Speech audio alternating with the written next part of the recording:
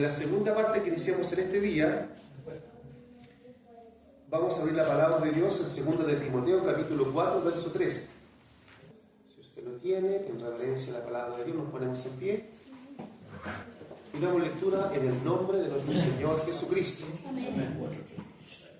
Porque vendrá tiempo cuando no sufrirán la sana doctrina, sino que teniendo comezón de oír, se amontonarán maestros conforme a sus concupiscencias, y apartarán de la verdad el oído y se volverán a las fábulas. Puede tomar asiento. Porque vendrá tiempo. ¿Cuál tiempo? Este tiempo, hermanos.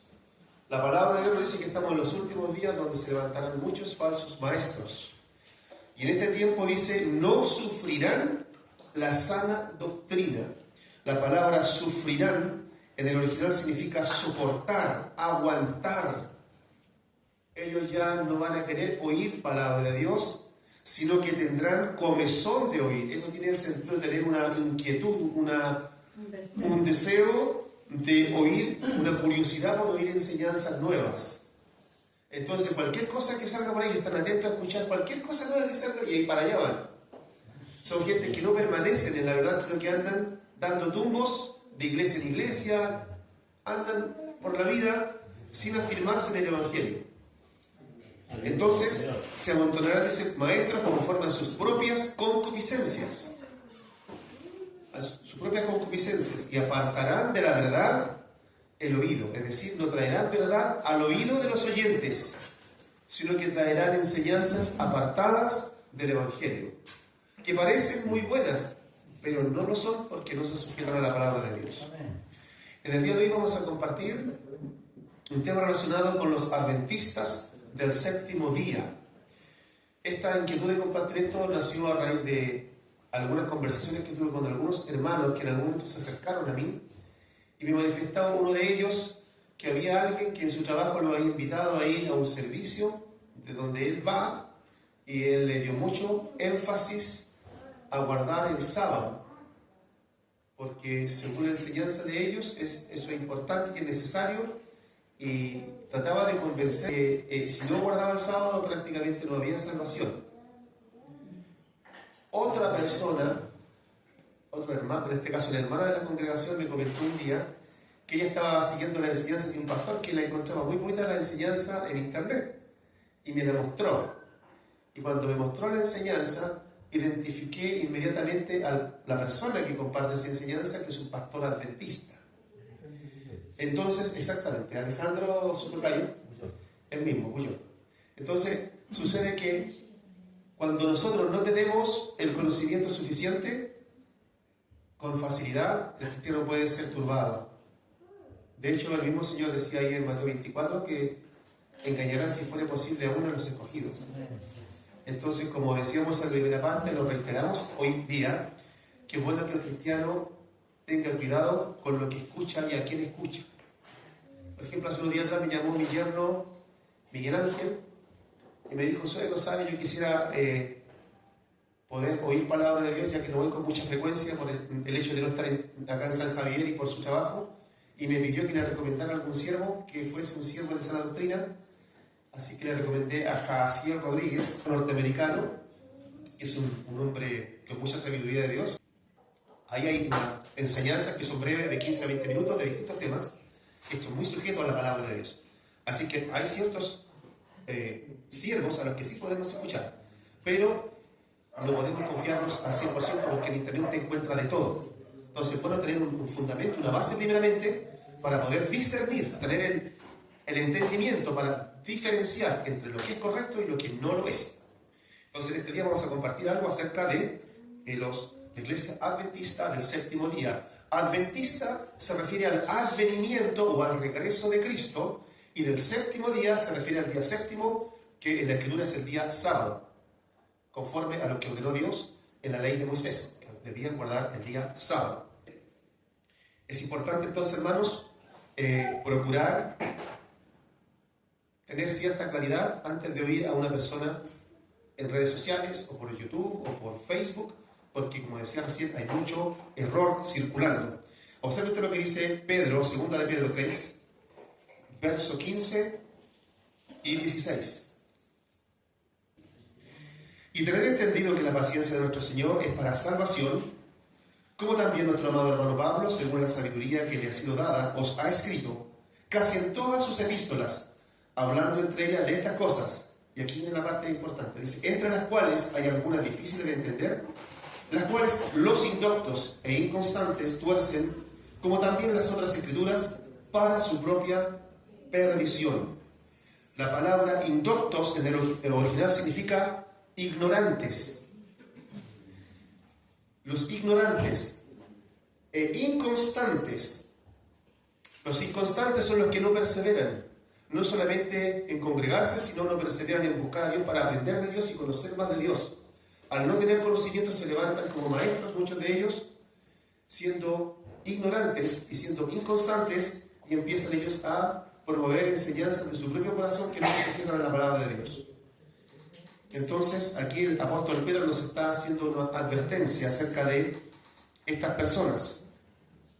Ahora bien, vamos a ver un poquito la historia de lo que es la Iglesia Adventista del Séptimo Día. Fue fundada por William Miller, que en sus inicios él perteneció a la Iglesia Bautista, también era un masón reconocido. Y la masonería en aquella época fue muy perseguida, de tal manera que él abandonó la masonería de forma oficial, aunque en lo íntimo él siguió siendo masón. Ahora, dentro de lo que es la enseñanza de ellos, han tomado un pasaje de la Escritura donde ellos, según sus cálculos, el Señor tenía que venir el día 22 de octubre de 1844. Ellos anunciaron el retorno de Cristo para esa fecha. Pero como no se cumplió, mucha gente sufrió la decepción y muchos de ellos se deshicieron de sus trabajos, algunos de sus bienes, pensando que Cristo venía, ¿para qué van a querer esas cosas? Entonces ellos fueron decepcionados. Y a eso se le llama el gran chasco adventista. Si usted lo busca en internet, luego en casa con mayor detenimiento, va a encontrar el gran chasco adventista. Allí relata un poco la historia de lo que sucedió a causa de ese cálculo o profecía que ellos tenían que no se cumplió. Entonces, ¿qué sucedió? Como vieron muchos decepcionados, abandonaron el adventismo, entre ellos Charles T. Russell, y este hombre inició su propia investigación con sus propios seguidores. A sus seguidores se les llamó los Russellistas, que algún tiempo después recibieron el nuevo nombre, que son los Testigos de Jehová. Así que los Testigos de Jehová y los adventistas vienen de la misma raíz y comparten parte de las mismas enseñanzas. Entonces, de ahí sale este movimiento religioso que se apartaron de la palabra de Dios. De hecho, ellos estaban errados por muchas de sus enseñanzas, aunque también tenemos que ser claros, como dijimos en la primera parte, no todas sus enseñanzas se apartan de la verdad, porque si todo fuera falso sería fácil descubrirles. Por ejemplo, los adventistas son trinitarios, igual que nosotros. Entonces ellos comparten ciertas verdades, pero rechazan otras. Y luego traen nuevas enseñanzas también. Entonces es importante que nosotros podamos entender estas cosas para que no podamos ser engañados con facilidad. Ellos, por ejemplo, dentro de algunas, porque no vamos a tocar todas las enseñanzas erradas que tienen, para no hacer demasiado largo este tiempo, dentro de las enseñanzas que ellos tienen, ellos no creen en el arrebatamiento de la iglesia. Para ellos, el arrebatamiento no es una doctrina bíblica. Amén. La iglesia, en esta doctrina que nosotros tenemos, dice que no pasará por la gran tribulación. Amén. Pero ellos dicen que sí pasarán. Entonces hay contradicciones ahí. Así es. Hay contradicciones. La iglesia no pasa por la gran tribulación. Jorge Isaac, Apocalipsis 3.10, por favor. Apocalipsis 3.10. ¿Qué dice Apocalipsis capítulo 3, verso 10? Dice: por cuanto has guardado la palabra de mi paciencia, yo también te guardaré de la hora de la prueba que ha de venir sobre el mundo entero para probar a la iglesia, dice. No, a los que moran en la tierra. Él guardará a su pueblo de la hora de la prueba que ha de venir sobre el mundo entero. Primera Tesalonicenses 1:10.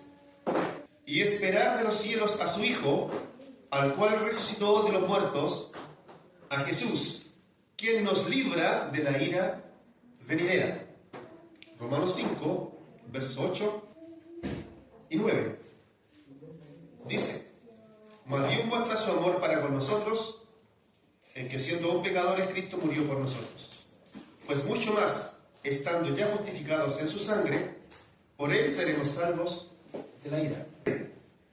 ¿Por qué razón los adventistas dicen que la iglesia pasa por la gran tribulación? En algún tiempo atrás estuvimos compartiendo la segunda parte del arrebatamiento, donde estábamos allí mostrando algunos versículos que han llevado a la confusión a algunos. De ahí estamos nosotros estudiando esos versos que nos muestran por qué razón están escritos y por qué decían lo que decían. La verdad no vamos a tocar mucho de eso para no arrancarnos mucho del tema, pero en el caso de lo que estamos viendo ahora, a los adventistas estudian Mateo 24, verso 19 en adelante. Dice: más hay de las que estén encintas y de las que críen en aquellos días. Orad pues que vuestra vida no sea en invierno ni en día de reposo, porque habrá entonces gran tribulación, cual no la ha habido desde el principio del mundo hasta ahora ni la habrá. Y si aquellos días no fuesen acortados, nadie sería salvo, más por causa de los escogidos, aquellos días serán acortados. Entonces, ellos piensan que por estos pasajes la iglesia tiene que pasar por la gran tribulación, pero la Escritura lo dice claramente, que no es la iglesia de la que está hablando allí, porque cuando el Señor estaba hablando allí, la iglesia todavía no existía. Ahí estaba hablando con los primeros discípulos judíos. Amén. Eran judíos, ¿ya? Ahora, ¿cómo sabemos que se refería a Israel y no a nosotros? En el verso 16 dice: entonces, los que estén en Judea, huyan a los montes. ¿Y Judea dónde está? En Israel. Mateo 10, 22. Observen lo que dice aquí para ir confirmando esto mismo. Mateo 10, 22 y 23. Dice: y seréis aborrecidos de todos por causa de mi nombre, mas el que persevere hasta el fin, éste será salvo. Cuando os persigan en esta ciudad, huid a otra, porque de cierto os digo que no acabaréis de recorrer todas las ciudades de Israel antes que venga el Hijo del Hombre. Está hablando de Israel, no está hablando de la iglesia. Entonces se producen ciertas confusiones que ellos tienen.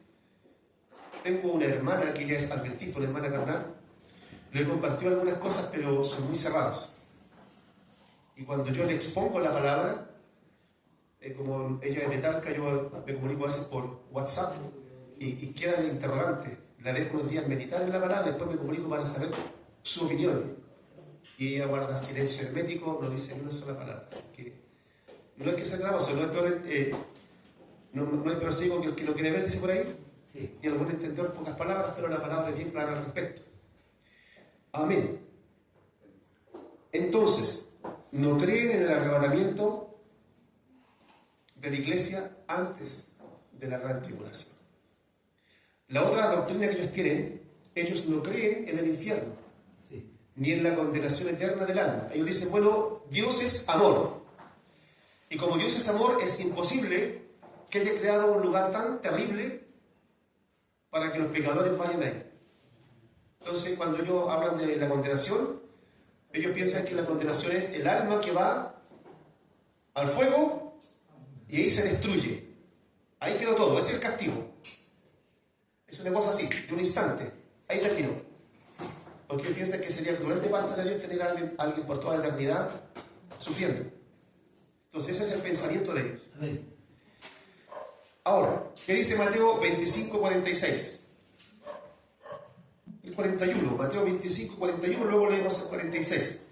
Dice el 41: entonces dirá también a los de la derecha, o a los de la izquierda, perdón: apartaos de mí, malditos, al fuego eterno, preparado para el diablo y sus ángeles. O sea, si el castigo fuera así, ¿para qué quiere un fuego eterno? Verso 46: e irán estos al castigo eterno y los justos a la vida eterna. O sea, el hombre, cuando sale de su cuerpo en el momento de la muerte y es separado de este mundo, su alma camina hacia la eternidad. a la eternidad en gloria con Cristo o a una eternidad de perdición. Pero es eterno, no es algo que dure un momento. Lucas 3:17 dice: su aventador está en su mano y limpiará su era, y recogerá el trigo en su granero y quemará la paja en fuego que nunca se apagará. Es un fuego eterno. Mateo 5:29. Por tanto, si tu ojo derecho te es ocasión de caer, sácalo y échalo de ti, pues mejor te es que se pierda uno de sus miembros, sino que todo tu cuerpo sea echado en el infierno. Hay varios argumentos que de repente se levantan contra esta palabra. Dicen algunos que el infierno no existe, porque esta Biblia que tenemos en nuestra mano fue traducida del latín, y en el latín la palabra que se usó fue infernus, de donde viene la palabra infierno en español, y que esa palabra no existe en el original. Pero en el original se habla del lugar de tormento, que sería en el fondo lo mismo. Entonces, ahí hay algunos argumentos que se caen por su propio peso, porque la palabra lo describe, incluso en Lucas 17, donde habla del rico y Lázaro, y allí hay varios pasajes de la Biblia que hablan de este lugar. Pero ellos argumentan que ese lugar en verdad no existe. Ahora, debido a que Dios es santo y es justo, Él no admite ni permite pecado en su presencia. Por lo tanto, no existirá ningún pecado que no reciba castigo. Ningún pecado quedará impune, hermanos. Y fíjese la bendición grande que tenemos nosotros. El mundo que rechaza a Cristo tendrá que pagar. Nosotros que aceptamos a Cristo, Cristo pagó por nosotros. Amén. ¿Se da cuenta que es extraordinario, hermano? La obra de Cristo. Amén. Cómo el Señor nos libra de la ira venidera, como dice su palabra, nos libra de la condenación eterna. Este mundo no quiere saber nada de Cristo y no sabe que Él es su vida, su salvación. La palabra es clara y es precisa, hermanos. Sí. Dios, en su amor, en su justicia, siendo el Dios amoroso que es, Él cuida del bienestar de su creación y de sus hijos. Y es por eso también que Él expresa su odio contra el pecado. Y lo expresa también creando ese lugar para que en su justicia el pecado tenga el pago que ese pecado merece. Ahora, cuando el hombre rechaza voluntariamente, rechaza teniendo la libertad para aceptar, el hombre mismo se está haciendo responsable de su propia condenación, porque Dios está dando a todos la oportunidad. Mire usted lo que dice acá, Juan 3, 18, 19 y 36. El que en Él cree no es condenado, pero el que no cree ya ha sido condenado porque no ha creído en el nombre del unigénito Hijo de Dios. Y esta es la condenación, que la luz vino al mundo y los hombres amaron más las tinieblas que la luz, porque sus obras eran malas. Ellos decidieron voluntaria y libremente rechazar a Cristo. El verso 36 dice: el que cree en el Hijo tiene vida eterna, pero el que rehúsa creer en el Hijo no verá la vida, sino que la ira de Dios está sobre él. ¿Se da cuenta usted? Que Dios da la oportunidad. Y si el hombre no quiere saber nada de Dios, ya no es culpa de Dios que el hombre no tenga la bendición, porque Él la ofrece gratuitamente. Amén. Romanos 1, 28 dice: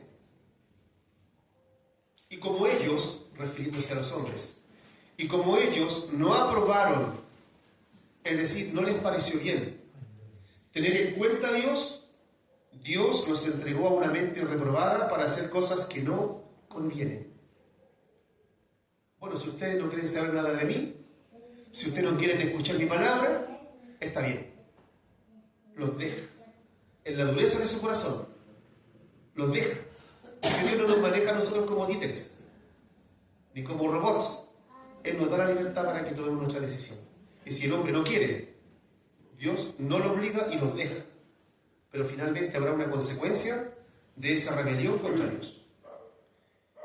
Ahora los adventistas piensan que el infierno no es más que una tumba que está a 2 metros de profundidad. Pero la Escritura nos dice otra cosa. El Salmo 86:13, la Escritura nos enseña que ese lugar está en las profundidades de la tierra. No está a 2 metros. Salmo 86:13 dice: porque tu misericordia es grande para conmigo, y has librado mi alma de las profundidades del Seol. En el hebreo, la palabra Seol, y en el griego del Nuevo Testamento, era Hades. Y esas dos palabras tienen el mismo significado. Se refiere al lugar o región de los muertos, o al lugar de tormento. Es un lugar que se encuentra en las profundidades de la tierra. Allí, hermanos, no hay amor, no hay felicidad, no hay misericordia. Dice la palabra que allí será el lloro y el crujir de dientes. Dice que allí el gusano de ellos nunca muere y el fuego nunca se apaga. Cuando hablamos de ese gusano que no muere, ese gusano es la conciencia, que los tortura. ¿Por qué? Porque tuvieron la oportunidad y la rechazaron. Y eso les está matando, hermano. De día y de noche les está torturando. ¿Cómo pudo llegar ahí si pudo haber escapado? Solamente hubiera necesario escuchar, creer y aceptar. Y rechazaron. Ahí están siendo atormentados por su conciencia, hermanos. Por cuanto ellos no quisieron recibir el amor de Dios. Allí ya no quedan oportunidades. La oportunidad es aquí y es ahora. Una vez que partimos, no hay nada más que hacer. El Señor nos ayude. ¿Amén? Ahora es una separación eterna de Dios. Hoy día el hombre, aunque está separado espiritualmente, disfruta del amor de Dios. A través de la vida, de la salud, del tener su familia, del poder comer. Dios hace producir la tierra para todos. Dios hace brillar el cielo para todos. Dios hace llover para todos. Todo es amor de Dios manifestado a través de la creación para todos. Pero cuando llegue el día en que el impío vaya a su lugar, allí no va a haber más. Se acabó, se terminó, hermano. Allí recién el hombre va a entender, va a comprender el problema que va a ser demasiado tarde. Una separación eterna, hermano de Dios. Segunda Tesalonicenses 1:9. Verso 6, vamos a leer primero. Dice: porque es justo delante de Dios pagar con tribulación a los que os atribulan. ¿Cómo les va a pagar? ¿De qué forma les va a pagar? Verso 8. En llama de fuego, para dar retribución a los que no conocieron a Dios ni obedecen el Evangelio de nuestro Señor Jesucristo, los cuales sufrirán pena de eterna perdición, excluidos de la presencia del Señor y de la gloria de su poder. Van a estar fuera, excluidos, ninguna oportunidad, ninguna opción de entrar en la presencia de Dios. Eso va a ser terrible, amados hermanos. La otra enseñanza, ellos dicen que Jesús se sentó en el trono y entró en el lugar santísimo el año 1844. Ocurre que ellos, como anunciaron la venida del Señor en ese año y el Señor no vino, trataron de ocultar ese error con otro error. ¿Y cuál fue el error? Que Cristo ese año se sentó en el trono y entró en el lugar santísimo. Es decir, recién vino a entrar en el año 1844. Encubrieron un error con otro error. Pero ¿qué nos dice la Biblia al respecto, amados hermanos? Bueno, ellos decían tantas cosas. Es una enseñanza contraria a lo que nos dice Hebreos, capítulo 9, Amén. versos 11 y 12. Pero estando ya presente Cristo, sumo sacerdote de los bienes venideros, por el más amplio y más perfecto tabernáculo, no hecho de manos, es decir, no de esta creación, y no por sangre de machos cabríos ni de becerros, sino por su propia sangre, entró una vez para siempre en el lugar santísimo, habiendo obtenido eterna redención. No dice entrará, dice entró. Es decir, el verbo está en tiempo pasado. Él ya entró a ese lugar, al lugar santísimo. Y hay varias cosas que se derivan de esta mala enseñanza. Aquí mismo en Hebreos 10, verso 12 dice: pero Cristo, habiendo ofrecido una vez para siempre un solo sacrificio por los pecados, se ha sentado a la diestra de Dios. Un texto más de los muchos que hay que revelan el error doctrinal adventista al respecto de este tema. Ahora bien, un error, como decía, los ha llevado a cometer otro error. Primero, anunciar con fecha el retorno de Cristo. Como no resultó eso, ellos declararon que Cristo había entrado, había habido un error de cálculo y que no es que haya regresado, sino que en esa fecha iba a entrar al lugar santísimo. Ese es un error. Ahora bien, ¿a qué entró? Al lugar santísimo. Ahí viene otro error más. Sabemos que Cristo entró a la presencia del Padre como nuestro abogado. Él entró para interceder por nosotros. Pero la enseñanza que ellos tienen es que Cristo entró y estableció un juicio, la doctrina que se llama el juicio investigador. Y esa doctrina que ellos tienen dice que Cristo está investigando a cada hijo de Dios para descubrir, para saber si al final va a ser merecedor de la salvación o no. O sea, de acuerdo a esa enseñanza, el cristiano cuando llegue a la presencia de Dios recién va a saber, y antes de eso ninguno de nosotros puede estar seguro si es salvo o no. Esa es la enseñanza del juicio investigador. Ahora, la palabra de Dios nos enseña claramente que el Hijo de Dios, cuando recibe a Cristo como Salvador, el Espíritu Santo viene a morar en su corazón y se produce lo que la Biblia llama el nuevo nacimiento. En ese momento usted ya es salvo. Amén. Ya es salvo. Y lo vemos, por ejemplo, en un caso que todos conocemos, que es muy conocido. El ladrón que estaba al lado del Señor en la cruz muriendo, el otro que no solamente blasfemaba y el otro arrepentido le pide a Dios que se acuerde de él cuando venga en su reino. Y el Señor dice: de cierto te digo que hoy estarás conmigo. No había ningún juicio investigador que hacer. Lo único que el hombre tenía que hacer era arrepentirse y creer. Entonces ese juicio investigador es un invento más de esta secta que con sus enseñanzas está apartando el oído de la verdad de muchas gentes. Veamos Hebreos 8:1. Ahora bien, el punto principal de lo que venimos diciendo es que tenemos tal sumo sacerdote, el cual se sentó a la diestra del trono de la majestad en los cielos.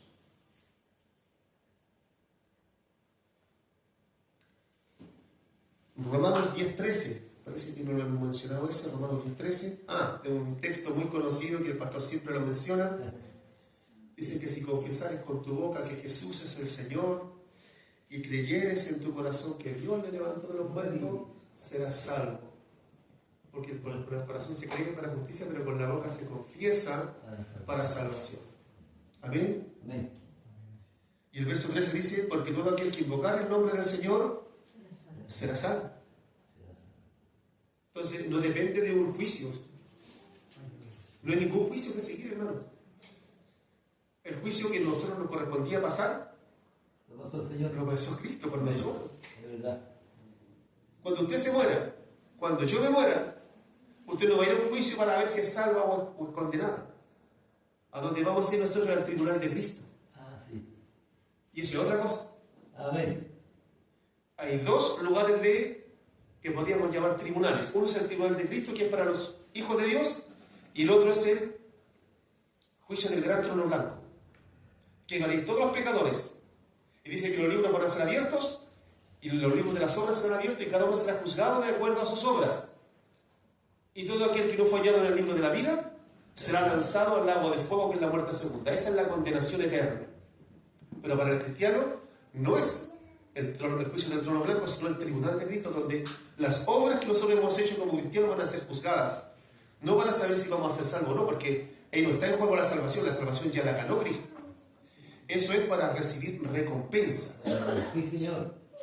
Entonces Dios va a recompensar a cada uno, pero no lo va a aparecer a decir, vamos a ver si eres salvo o no. Sí. Eso es una cosa que enseña el pueblo adventista. Es otra cosa. Lucas 23, 43. Lo que estábamos mencionando recién. Entonces Jesús le dijo, de cierto te digo que hoy estarás conmigo en el paraíso. ¿Amén? Hay otra enseñanza más, que es una prohibición de comer ciertos alimentos.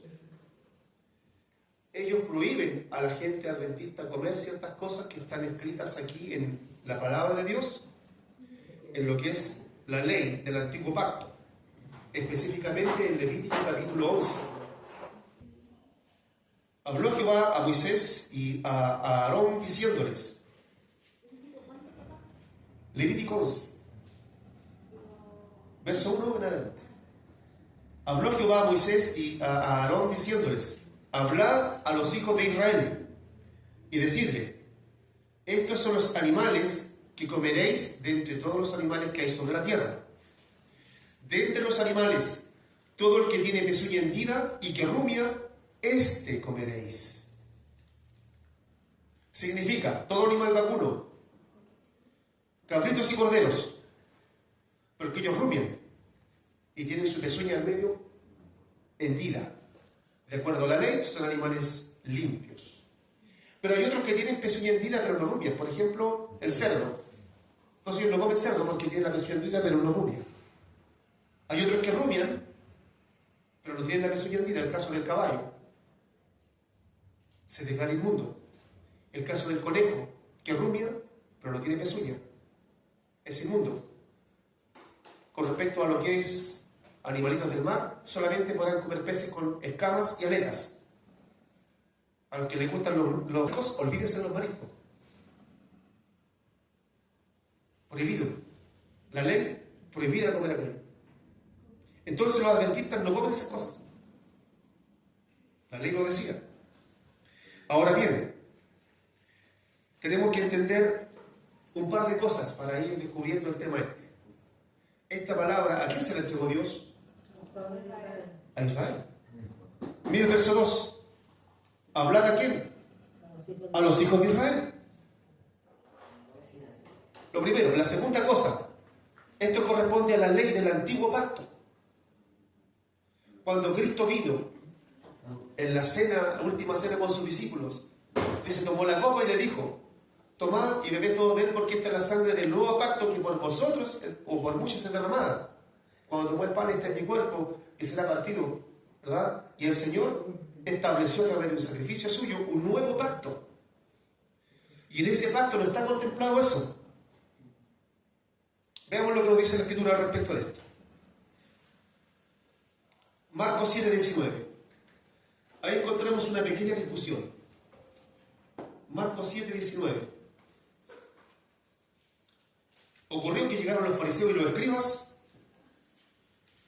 y vieron que los discípulos comían con las manos inmundas. Eso significa sin lavarse las manos. Entonces se levantaron contra los discípulos y fueron donde el maestro a acusarlo.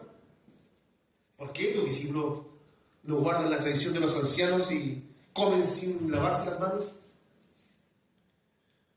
Marcos 7:19 decíamos. En el verso 14 empieza el Señor a dar la respuesta a los fariseos. Verso 14. 7:14. Y llamando así a toda la multitud les dijo: oídme y entended, nada hay fuera del hombre que entre en él que le pueda contaminar, pero lo que sale de él, eso es lo que contamina al hombre. Verso 19. Lo que sale de él es lo que contamina al hombre. ¿Por qué? Porque no entra en su corazón. Lo que entra cuando nosotros comemos, ¿qué es comida? ¿Y a dónde va? Al vientre. Y del vientre a la letrina. Usted tira la cadena y hasta ahí llegó. Es decir, usted va a comer algo y eso no le contamina a usted. No contamina lo que entra en su cuerpo, sino lo que sale de su boca. Porque dice la Biblia que de la abundancia del corazón habla la boca. ¿Y del corazón sale qué? Los malos pensamientos. Entonces, cuando una persona va a comer algo, no se contamina por eso. Entonces, después de que el Señor da toda esa explicación, en el verso 19, dice: porque no entra en su corazón, sino del vientre y sale de la letrina. Esto decía, siendo limpios todos los alimentos. Ahí hubo un cambio en esa ley antigua, porque el Señor estableció un nuevo pacto. Ahí el Señor hace una diferencia. 1 Corintios 10:25. Estábamos diciendo que según la ley, había muchos alimentos que no se podían comer. Pero que en el nuevo pacto, Dios santifica los alimentos y podemos comer de todo. Como leíamos en el texto anterior, el Señor enseñaba que lo que contamina al hombre no es lo que entra a su boca, sino lo que sale del corazón. Y esto decía, siendo limpios todos los alimentos, lo que leímos recién. Ahora, 1 Corintios 10:25 nos dice: de todo lo que se vende en la carnicería, comer, sin preguntar nada por motivos de conciencia. Entonces en la carnicería no solamente le van a vender vacuno, ¿no? Dice: de todo lo que se vende en la carnicería, comer sin preguntar nada por motivos de conciencia. En Romanos 14, verso, vamos a ver primero lo que nos dice Romanos 14, ahí nos habla de los débiles en la fe. Los débiles en la fe. Les recomiendo que lea todo este capítulo en casa, despacito lo vaya meditando y va viendo usted que habla mucho del comer y habla mucho también del guardar días, como el adventista que guarda el sábado. Amén. Bien. Romanos 14:14. Yo sé y confío en el Señor Jesús que nada es inmundo en sí mismo, mas para el que piensa que algo es inmundo, para él lo es. Verso 20 de este mismo capítulo. No destruyas la obra de Dios por causa de la comida. Todas las cosas a la verdad son limpias, pero es malo que el hombre haga tropezar a otros con lo que come. En este caso, la gente adventista está sujeta a una ley que prohíbe un montón de cosas. Y ellos le están colocando tropiezo al que come. Si usted come esto, la ley dice que ese animal es inmundo, usted no va a poder entrar en la presencia de Dios. ¿Qué está haciendo el adventista? Poniendo tropiezo. Porque lo que leímos al principio, los fundamentos adventistas, en Levítico capítulo 11, lo pueden leer luego en casa, que dice que el que come estos animales será cortado de su pueblo, según la ley del antiguo pacto. Entonces toman esa ley antigua y dicen: si usted come esto, usted se va al infierno. ¿Qué está haciendo? Le está poniendo tropiezo al cristiano. Por eso dice, repito, no destruyan la obra de Dios por causa de la comida. Todas las cosas a la verdad son limpias, pero es malo que el hombre haga tropezar a otros con lo que come. ¿Sabe, hermano querido? Verso 23, mire. Dice: pero el que duda sobre lo que come es condenado, porque no lo hace con fe. Y todo lo que no proviene de fe es pecado. En el verso 23. Ahora, ¿por qué razón yo me abstendría de algo que es lícito, que es bueno, La única razón por la que usted tiene que abstenerse y yo tengo que abstenerme, aunque eso que está ahí es bueno, es para no hacerle daño a un cristiano inmaduro en la fe, un cristiano débil. Si ese hermano se va a escandalizar porque va a ver que yo voy a comer esto o voy a beber esto, este hermano, para evitar que él se escandalice, por amor al débil, por amor al inmaduro, yo me voy a abstener de lo que es lícito para no hacerle daño a él en su vida espiritual. Ese hermanito va a llegar el tiempo en que va a crecer, va a comprender y entonces verá que eso no es malo. Mientras tanto, yo por amor a él me abstengo. Y esto está hablando aquí. Dice en el verso 21, bueno es, 21 Jorgito por favor, 21, dice, bueno es no comer carne, ni beber vino, ni nada en que tu hermano tropiece, o se ofenda, o se debilite. ¿Ya? Entonces, por amor a mi hermano, yo me abstengo. No quiero que él se escandalice. No quiero yo hacerle daño en su vida. ¿Ah?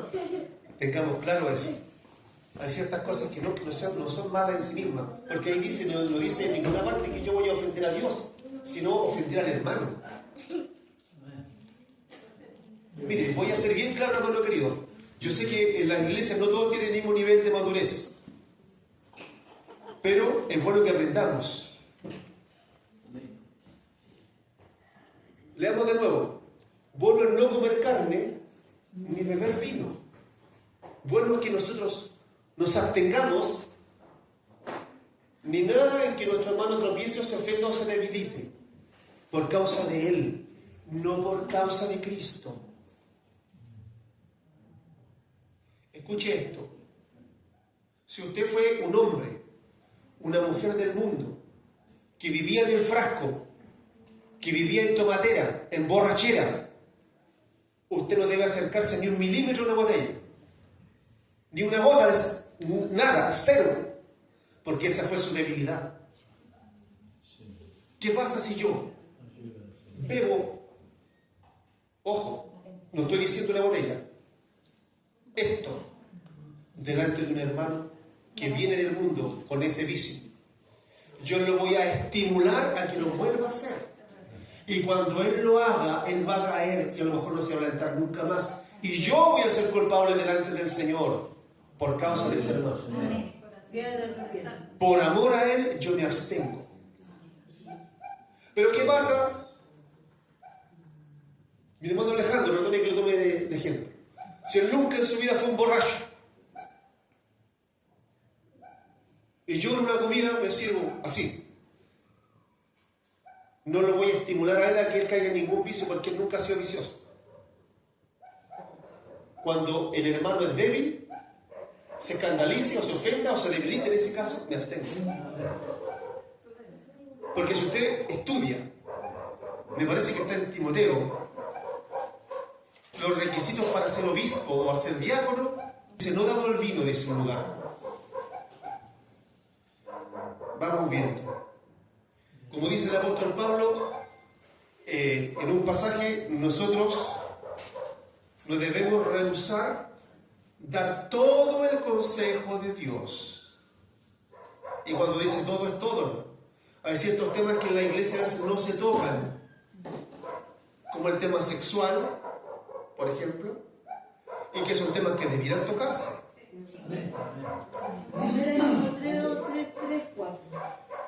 Primera Timoteo 3, 3 y 4. Vamos viendo que dice Primera Timoteo 3, 3, 4. Primera de Timoteo 3, 3, 4. Primera.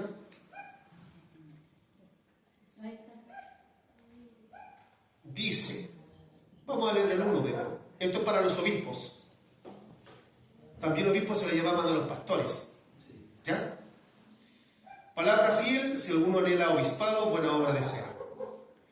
Pero es necesario que el obispo sea irreprensible. ¿Qué significa irreprensible? Que no haya nadie que lo pueda apuntar con el dedo, que sea intachable. Marido de una sola mujer, sobrio, prudente, decoroso, hospedador, apto para enseñar, no dado al vino. No dado al vino. Ahora, si usted tiene su Biblia, más abajo está el requisito de los diáconos. Ojo, no quiero que me malinterprete, no estoy incitando a nadie al vicio, ¿ya? Quiero que seamos maduros y comprendamos lo que la Biblia nos dice. ¿Cuáles son los requisitos de los diáconos? El mismo capítulo 3 de 1 Timoteo, pero en el versículo 8, dice, los diáconos, 8 por favor, los diáconos asimismo deben ser honestos, sin doblez, no dados a mucho vino, no codiciosos de ganancias deshonestas. No deben ser dados a mucho vino. ¿Qué le está diciendo? Que puede ser poco. Mire, según la cultura cristiana, en nuestro país se atacó mucho el tema del alcohol, porque cuando llegó el Evangelio por aquí en el siglo pasado, a principios del siglo, era tanta la borrachera, hermanos, que la palabra nos dice que ningún borracho entrará al reino de los cielos. Entonces, cuando la palabra fue llevada en esa dirección, lógicamente que el predicador, el apóstol, perdón, en este caso el obispo o el pastor, tienen que ser consecuentes con lo que predican. Entonces no lo van a ver abrazado de la botella, por cómo está la cosa. Pero, en Brasil, por ejemplo, en las iglesias, a nadie se le prohíbe un poquito de vino en una comida. No dados a mucho vino, un poquito. ¿Qué es lo que prohíben en Brasil? Que las hermanas y los hermanos se vayan a pasear para la playa. Eso está sancionado, puesto en disciplina por andar en la playa. ¿Por qué? Es que la cultura de allá es distinta a la nuestra. Porque allá las mujeres andan desnudas por mano. Y un hermano que vaya allá, ¿cómo cree que va a andar ese hermano? Va a andar la pura carne, vivita la carne, ¿no? Entonces, ¿qué anda haciendo un cristiano y no tiene nada que ir a hacer ahí? A ellos se les prohíbe ir a la playa, pero no tienen problema si es un poquito así. Y si no ha sido un borracho empedernido una vez a las 500, una vez al año. Ahora, al contrario, aquí en Chile a nosotros se nos permite ir a la playa, porque aquí no es tanto el descaro, todavía. Pero se nos prohíbe ese poquito, porque la cultura del chileno es tomar como carretonero. Ahora, si ven a un cristiano en algún lugar público sintiéndose algo, van a llegar ante el pastor, no van a decir que el hermano tanto andaba sintiéndose un poquito, no le van a decir así al pastor. Ese andaba tomando. Hoy se lo sacaron en carretilla para poner al hermano. Usted se gasta así ¿Usted me entiende? Entonces el cristiano tiene que evitar esas situaciones. Evitarlas. Sobre todo si va a causar escándalo y deshonra a la iglesia. Evitarlas. Pero si usted en lo personal y en lo privado. Pero ojo. No estoy incitando al vicio. Dicen los profesionales de la salud que un hombre sin haberse emborrachado jamás en su vida, tomando solo un poquito todos los días, ese hombre es un alcohólico. ¿Por qué?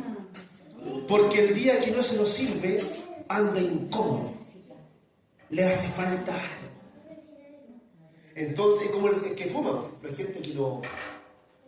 Discúlpeme lo que hace, pero hay gente que sin el cigarro no se puede relajar, sin el cigarro no puede ir al baño, sin el cigarro no puede dormir.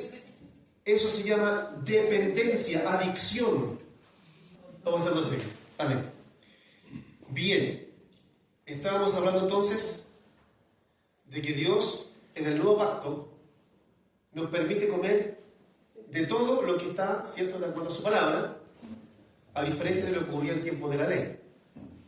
Pero que en el caso adventista ellos prohíben porque ellos guardan, supuestamente cambian el evangelio, pero al mismo tiempo guardan la ley. Las dos cosas no son compatibles. No es posible guardar la ley y ser salvo, porque la ley no salva. Y si yo tengo a Cristo en mi corazón como Salvador, no necesito la ley. Con respecto a todo lo que son ¿cómo lo voy a explicar? Las ordenanzas que antes debían cumplir, como el caso de no comer esto y no comer aquello. Eso no me influye para nada. ¿Ya? Y hay muchas otras cosas que por ahí la ley ordenaba que no están vigentes hoy. No están vigentes hoy. Y ellos hoy están siendo tropiezo para muchos porque usted come esto, usted no va a llegar al cielo. Miren lo que nos dice 1 Timoteo 4, versos 3 y 5. Prohibirán casarse, y aquí viene la parte que a nosotros nos interesa. Y mandarán a abstenerse de alimentos que Dios creó para que con acción de gracias participasen de ellos los creyentes y los que han conocido la verdad. Porque todo, dice, porque todo lo que Dios creó es bueno. Amén. Y nada es de desecharse si se toma con acción de gracias, porque por la palabra de Dios y por la oración es santificado.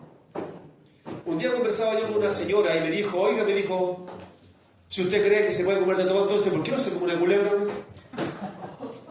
¿Cómo es una culebra? ¿Que se la comería? ¿Cuál fue mi respuesta? Mire, hermana, le dije, si yo fuera chino y me convierto a Cristo, me como la culebra de 1000 amores. Porque el chino come todo lo que se mueva. Es parte de su cultura, es natural para ellos. Y todo lo que Dios creó es bueno. En nuestra cultura no vamos a comer una culebra. Pero para la cultura de ellos está bien. Si usted va a un supermercado chino, porque eso yo lo he visto en algunos programas especiales, usted va a una sección del supermercado y ahí está la serpiente, elija la suya, están todas vivas. Me gusta esa, me gusta el color de sus ojos. ¿Ya? Entonces la traen, la preparan la faena y se la entregan en un bolsito lista para cocinar. También vi el caso de un restaurante chino y la especialidad de la casa, rata, asado de rata, estofado de rata, todas las preparaciones habidas y por haber de rata. En la cultura china eso está bien. Claro que no son ratas ordinarias, no son ratas de alcantarilla, ¿me entienden? Son de esas ratas criadas en criaderos, esas blanquitas, esas hermosas, que nos miran con ternura, así como diciendo, esas ratas que son jugosas, que son, se mueren, no sé. La cuestión es que dentro de la cultura de ellos eso está bien. Y si yo soy chino y me convierto en el evangelio, ¿puedo seguir comiendo todo eso? Nosotros no, porque no es nuestra cultura. Entonces cada cultura tiene lo suyo. Mi hermano, gastronómica de ellos. Ahora bien, volviendo al tema que estamos tratando. Antiguo pacto había un montón de cosas prohibidas, nuevo pacto no está prohibido. ¿Por qué? Primero porque el pacto es nuevo, no es el antiguo. Ahora no estamos bajo la ley del antiguo pacto, ahora estamos bajo un pacto nuevo y una ley nueva. No estamos bajo la ley del antiguo, estamos bajo la ley del nuevo pacto. No sé si serán muchos los versículos, pero son necesarios tenerlo aquí. Por último, después les vamos a entregar si Dios quiere una hojita con todo esto. La Biblia habla de la ley de la fe. ¿Dónde está la ley de la fe? Romanos 3:27. Romanos 3:27. Esa es la nueva ley donde estamos ahora. Y fíjese usted que la ley nueva tiene varios nombres distintos. 3:27. La nueva ley del nuevo pacto tiene varios nombres. Un nombre de ella es la ley de la fe. Romanos 3:27. ¿Dónde pues está la jactancia? Queda excluida. ¿Por cuál ley? ¿Por la ley de las obras? No, sino por la ley de la fe. También a la ley del nuevo pacto se le llama ley de la libertad. Santiago 2:12 dice, así hablad y así haced, como los que habéis de ser juzgados por la ley de la libertad. Amén. También a esta nueva ley se le llama ley del Espíritu. ¿Dónde está eso? Romanos 8:6. Romanos capítulo 8, verso 6. Amén. Porque la ley del Espíritu, Romanos 8:2. Porque la ley del Espíritu de vida en Cristo me ha librado de la ley del pecado y de la muerte. Después también a esta ley se le llama ley de Cristo. Ley de Cristo, Gálatas 6:2. Gálatas capítulo 6, verso 2 dice: sobrellevad los unos las cargas de los otros y cumplir así la ley de Cristo. Gálatas 6, verso 2. Sobrellevar los unos las cargas de los otros y cumplir así la ley de Cristo. Este otro título se lo puse yo a la nueva ley. No está como tal cual lo digo yo aquí, pero en el fondo eso. Ley del amor. Romanos 13,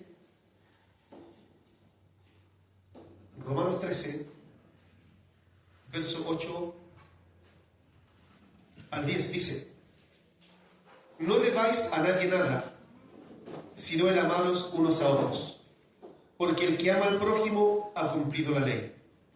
Porque no adulterarás, no matarás, no hurtarás, no dirás falso testimonio, no codiciarás, y en cualquier otro mandamiento en esta sentencia se resume: amarás a tu prójimo como a ti mismo.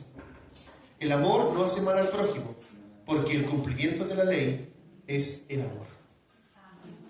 Entonces, cuando nosotros amamos, estamos cumpliendo la ley de Dios. Estamos ya, vamos a ver el último punto, porque hay muchos más, y obviamente por razón del tiempo no lo vamos a ver. Para los adventistas, el guardar el sábado es una ley, o el día de reposo que se llama, o el no comer, como decíamos recién hace un momento atrás, el no comer ciertas cosas, que si usted come esto, no es salvo, que si usted no guarda el día sábado, no es salvo. Esto estaba ordenado por Dios en el antiguo pacto. Para el pueblo adventista es fundamental esto. Ellos lo enseñan, por donde van lo enseñan. Pero la Escritura nos enseña otra cosa a nosotros. Ellos dicen ser la única iglesia salva. Los que están en la verdad son los únicos.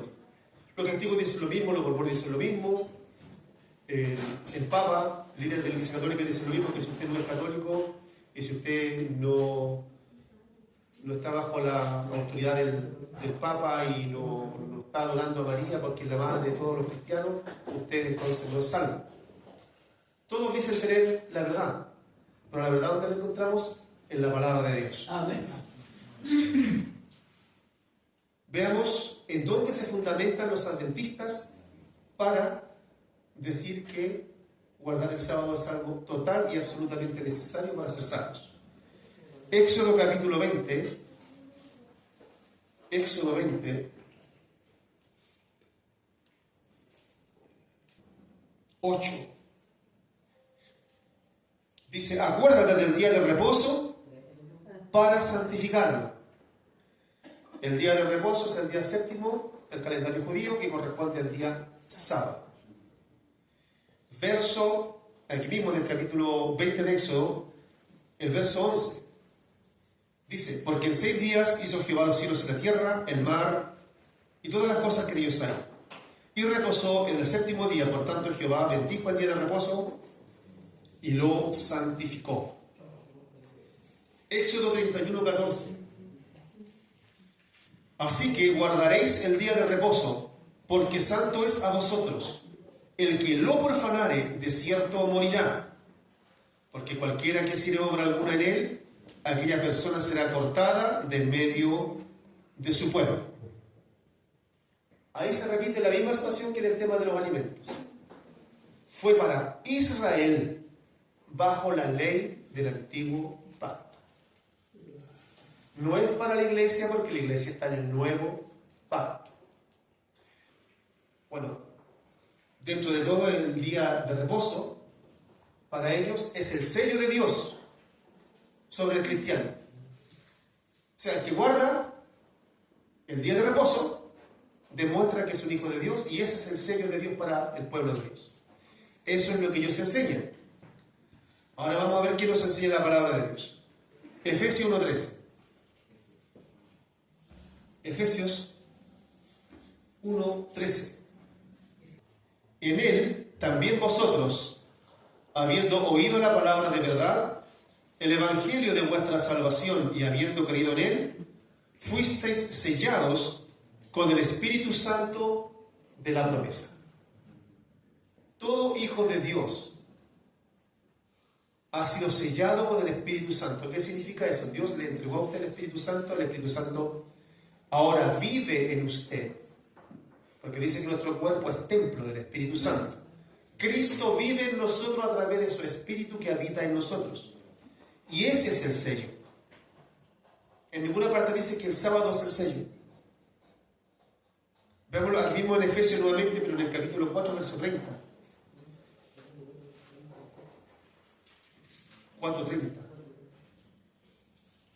Dice: y no contristéis al Espíritu Santo de Dios, con el cual fuisteis sellados para el día de la redención. Amén. Sí. Es el sello de Dios para nosotros, el Espíritu Santo. No otra cosa. Lo demás es un error doctrinal. Veamos que lo dice Gálatas 2:16.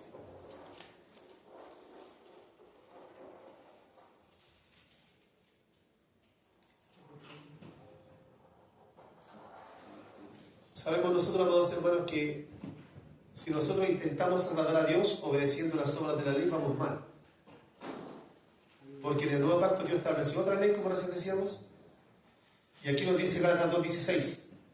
Sabiendo que el hombre no es justificado por las obras de la ley, sino por la fe de Jesucristo, nosotros también hemos creído en Jesucristo para ser justificados por la fe de Cristo y no por las obras de la ley. Por cuanto por las obras de la ley nadie será justificado. Porque algunos dirán, bueno, ¿por qué Dios prohibió esto en el Antiguo Testamento y acá está dando permiso? O sea, como que Dios se contradice. No, es que hay que ver el contexto, hermano. El Antiguo Testamento está bajo el contexto de la ley del Antiguo Pacto y el Nuevo Testamento está en el contexto del Nuevo Pacto. Hace algún tiempo atrás compartimos algo acerca de esto, cuando uno dice que la letra mata, pero el Espíritu vivifica, y desarrollamos ese tema. Y ahí se demuestra claramente que Cristo estableció a través del Nuevo Pacto un pacto superior al Antiguo, más glorioso, más eterno que el Antiguo. Pero de repente quedan dudas en algunos y dicen, no, hermano, la Biblia dice que el cielo y la tierra pasarán, pero mi palabra no pasará, o sea que lo que está aquí tampoco pasó, porque nos dice que ya pasó y dice que no. Entonces eso es un enfoque distorsionado, porque todos tenemos que entenderlo en el contexto, hermano. Los falsos maestros y falsos profetas sacan de contexto la palabra de Dios y la tuercen de tal manera que ellos enseñan con la palabra cosas que la palabra no dice. Ellos acomodan la palabra para que sus creencias encajen. Pero es al revés. La creencia del hombre es la que tiene que sujetarse a la palabra y no la palabra a las creencias del hombre. Pero las sectas tuercen, manipulan la palabra para que encajen en su pensamiento. ¿Por qué? Porque no estudian el contexto. La gente que estudia en institutos bíblicos hay una palabra que dicen los maestros, que un texto fuera de contexto es un pretexto. Entonces tenemos que ir siempre al contexto. Lo que está escrito ahí, estudiar el capítulo entero para entender por qué se dijo. Estudiar a veces el significado de las palabras y ver cómo se puede aplicar a nuestra vida hoy. Pero en este caso, esto no se puede aplicar hoy porque corresponde al contexto del Antiguo Pacto. Veamos entonces lo que decíamos, que ahora somos justificados por la fe de Jesucristo y no por las obras de la ley. Aquí en Gálatas, capítulo 3, verso 10. Dice, porque todos los que dependen de las obras de la ley están bajo maldición.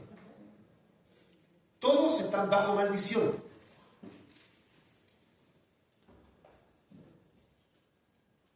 ¿Por qué están bajo maldición? Porque nadie puede cumplir la ley. El único que la cumplió fue Cristo. Amén.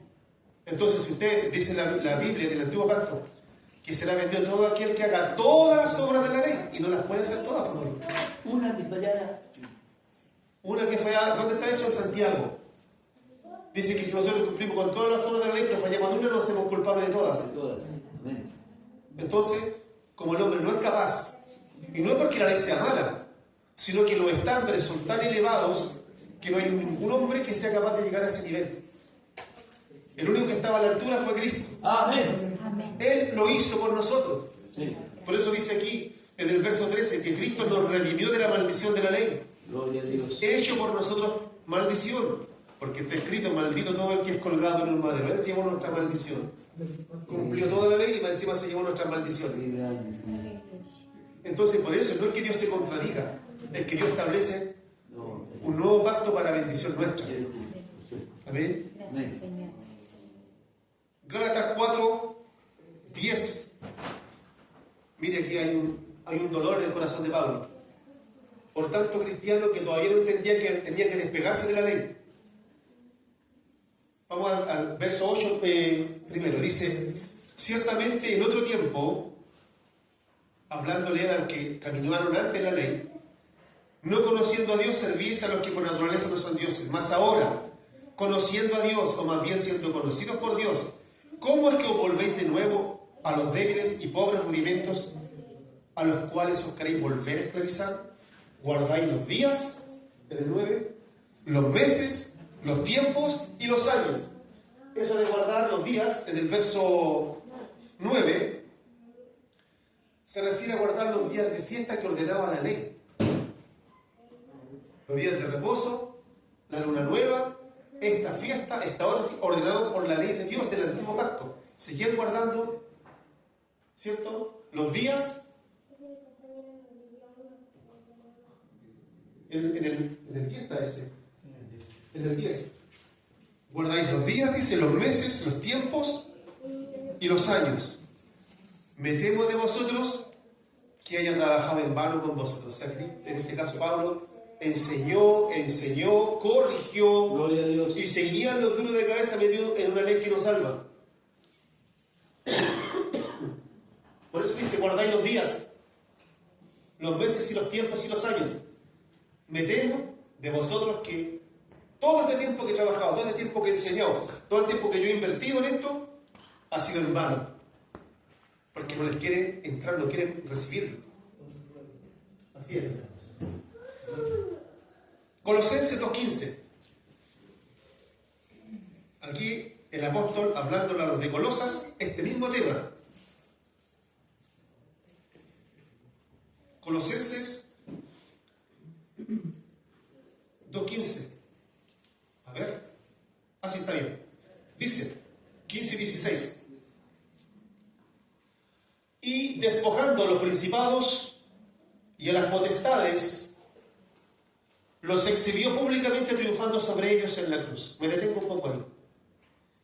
Cristo, cuando fue a la cruz, triunfó ¿sobre quiénes? Sobre los principados y las potestades de las tinieblas. Triunfó sobre el diablo y sobre todos sus ejércitos de maldad. Sí, Señor. Triunfó, los aplastó, los pulverizó. Por lo tanto, dice el verso 16, por lo tanto, nadie os juzgue en comida o en bebida, o en cuanto a días de fiesta, en una nueva, o días de reposo. O sea, si tú no guardas el día de reposo, si tú comes esto o aquello, nadie puede juzgarte a ti por eso. Porque Cristo estableció a través de su sacrificio la libertad para que nosotros participáramos de aquellas cosas. Él triunfó, nos hizo libres de una ley que nos salva. Es importante entender esos detalles, hermanos, que son para nosotros. Gálatas 5:4 nos dice: de Cristo os desligasteis, los que por la ley justificáis, de la gracia habéis caído. Se fija usted como Pablo le enseña a los de Colosas, a los de Gálatas, a los de allá, a los de acá, por todos lados repartiendo sus cartas, aclarando este tema. Y el pueblo adventista sigue entrampado en lo mismo. Y hay mucha gente que lo escucha, que lo sigue. A veces sanamente, porque no se dan cuenta que es una secta. El Señor nos ayude. Amén. Eso es Gálatas 5:4. Jesús algo nos dijo para ir ya concluyendo en Marcos 2:27.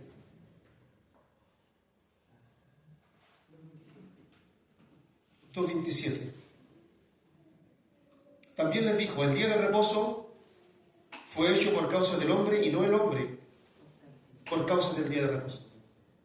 En sencillas palabras, yo creo sería por el hombre o para el hombre, no para que el hombre esté sujeto a un día. Nosotros tenemos que entender que los días todos le pertenecen a Dios. Y tenemos que adorar a Dios y honrar a Dios todos los días, no solamente el día de reposo. ¿Sabe, hermano? Hay mucho más que decir al respecto, pero ya creo que fue suficiente, no vamos a insistir con esto, pero muchas de estas enseñanzas que están ahí, que hoy día usted escuchó, fueron traídas por Helen White, una de las fundadoras del adventismo. Esta es una profeta que ellos tienen, que ha escrito en cantidad de libros al respecto de estas cosas. Y sus escritos, sus libros, fueron elevados al mismo nivel de la escritura. Tanto así, que muchas de las enseñanzas adventistas no se basan en estas, se basan en las de ella. Y por eso es que hay tanto descalabro, y tanta confusión, y tanto error doctrinal. Esta es la palabra de Dios, no otra. Y lo curioso y lo triste, amados hermanos, que ellos tienen esta misma versión de la Biblia. Y todavía no despiertan, todavía no se dan cuenta de sus errores. Que el Señor nos ayude. Amén. Miren, hay varios aspectos más que no vamos a tocar hoy, porque como digo sería demasiado largo. Pero esto ha sido parte de lo que corresponde a esta sexta, que nosotros tenemos que aprender a identificar para que cuando lo encontremos con ellos sepamos con quién estamos hablando y qué es lo que ellos creen, para que nosotros no nos envuelvan con alguna palabra que de alguna forma nos haga dudar. Que estemos fundamentados en la palabra de Dios, como dice por ahí 1 Juan 4:1, probar los espíritus si son de Dios, porque hay muchos falsos profetas que han salido buenos. Que el Señor nos ayude, amados hermanos. El Señor les bendiga. Este ha sido el estudio de este día.